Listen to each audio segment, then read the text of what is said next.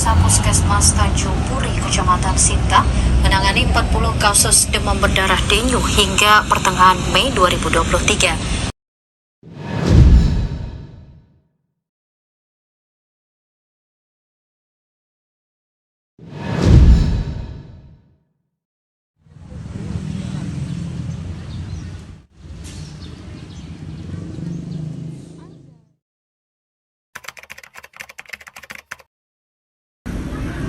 Dari laman Kementerian Kesehatan Republik Indonesia, kasus kesakitan DBD terus melonjak setiap tahunnya. Penyakit ini datang tanpa pandang bulu, dari anak-anak hingga dewasa. Namun, 73% dari 1183 kasus kematian didominasi oleh usia anak-anak hingga remaja, yaitu usia 0 hingga 14 tahun. Pada tahun ini, dari awal Januari hingga minggu ke-19 saja sudah ada 31.380 pasien terdampak DBD dan tentunya masih berpotensi untuk terus bertambah.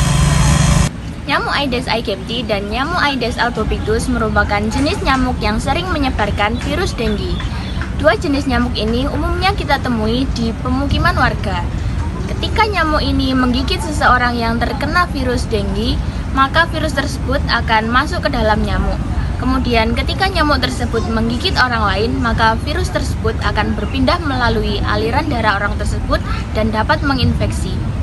Saat ini saya sedang bersama seorang narasumber yang pernah terkena virus DBD ini. Saya ingin bertanya, apakah gejala yang Anda rasakan ketika Anda mengalami demam DBD ini? Gejala yang saya rasakan yang pertama yaitu demam, kemudian ruam pada kulit, nyeri pada sendi atau otot, nyeri di belakang bagian mata, nyeri pada bagian perut, kelelahan, serta panas dingin. Kemudian bagaimana Anda tahu kalau itu merupakan gejala dari DBD? Karena demam yang saya rasakan pada hari pertama dan kedua saya merasa demam, kemudian hari ketiga demam saya turun, hari keempat demam saya naik lagi. Lalu pada hari keberapa Anda memutuskan untuk pergi ke dokter? Setelah hari keempat saya merasa bahwa ini bukan demam biasa, jadi saya memutuskan untuk pergi ke dokter. Kemudian berapa lama waktu untuk pulih dari kasus DBD ini? Saat saya pergi ke dokter menyarankan untuk saya rawat inap. Saya di rumah sakit 2 hari, setelah itu pulang ke rumah, penyembuhannya selama 7 hari. Baik, terima kasih atas infonya.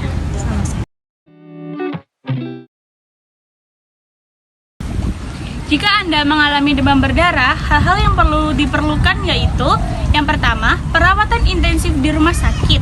Yang kedua, penggantian cairan elektrolit intravena. Yang ketiga, yaitu pemantauan tekanan darah. Yang terakhir, yaitu penggantian transfusi darah karena kehilangan darah tersebut.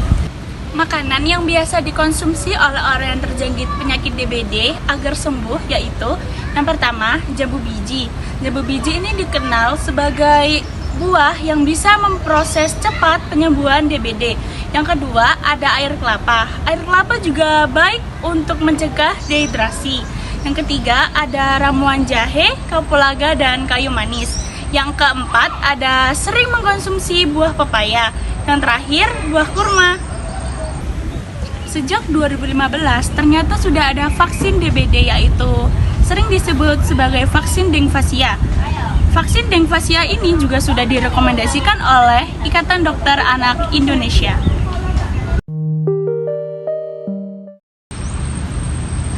Upaya pencegahan DBD dapat kita lakukan melalui dua cara, secara promotif dan secara preventif.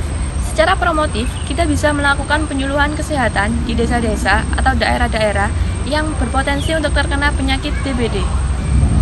Penyuluhan kesehatan ini dapat dikatakan baik ketika pihak puskesmas sudah mengantongi laporan kasus orang yang terkena DBD di daerah-daerah tersebut. Berbagai upaya dapat dilakukan untuk mencegah terjadinya DBD, yaitu dengan melakukan 3M+, yaitu menguras, menutup, dan mengubur.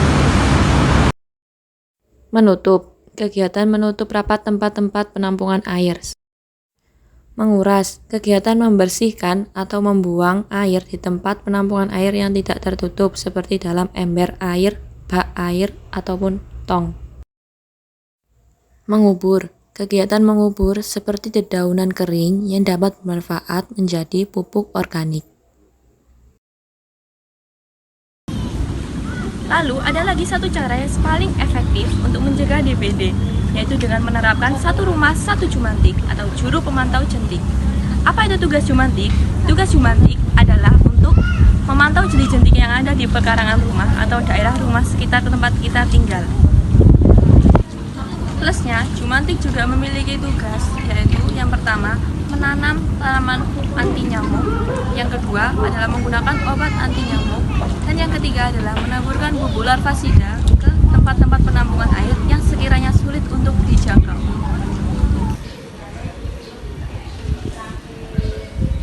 Perlu kalian ketahui ada beberapa tempat yang disukai oleh nyamuk, yaitu kolam, genangan air hujan, dan tempat penampungan air. Berikutnya ada nyamuk genus Aedes ini paling banyak ditemukan di tempat penampungan air di luar maupun di dalam rumah warga. Nyamuk Aedes aegypti mengalami beberapa tahapan perubahan bentuk sebelum ia menjadi dewasa, yaitu tahapan akuatik dan tahapan terrestrial. 2. Upaya dari 3M yaitu menutup dan menguras yang bertujuan untuk mencegah tahapan akuatik. Selain itu, kita juga dapat memelihara ikan pemakan jentik-jentik nyamuk. Pada kondisi idealnya, jentik-jentik nyamuk hanya memerlukan waktu 3 hingga 4 hari untuk berubah menjadi pupa. Pupa nyamuk akan berubah wujud menjadi nyamuk muda dalam kurun waktu 1 hingga 4 hari, tergantung pada suhu air tempat ia berkembang biak. Setelah pupa menyelesaikan perkembangbiakannya, nyamuk muda akan muncul dari permukaan air dan melanjutkan ke tahapan selanjutnya, yaitu tahapan terrestrial. Data penelitian klinis menyebutkan terjadi penurunan resiko demam berdarah di rumah sakit kepada anak usia 9 tahun. Namun, apabila vaksin ini disuntikan kepada anak usia di bawah 9 tahun, akan meningkatkan resiko terkena demam berdarah. Maka dari itu, vaksin ini dianjurkan untuk usia 9-45 tahun. Vaksin DBD telah terbukti efektif bagi orang yang pernah terinfeksi sebelumnya. Namun, malah akan meningkatkan resiko jika disuntikan kepada orang yang belum pernah terinfeksi. Vaksin ini dapat memberikan perlindungan yang cukup, tetapi tidak dapat memberikan perlindungan sepenuhnya. Orang yang telah divaksin masih bisa terinfeksi DBD lagi. Oleh karena itu, vaksin yang direkomendasikan adalah 3 kali penyuntikan dengan jarak waktu 4-6 bulan. Setelah tahap akuatik, nyamuk akan mengalami tahap terrestrial, yaitu nyamuk dewasa.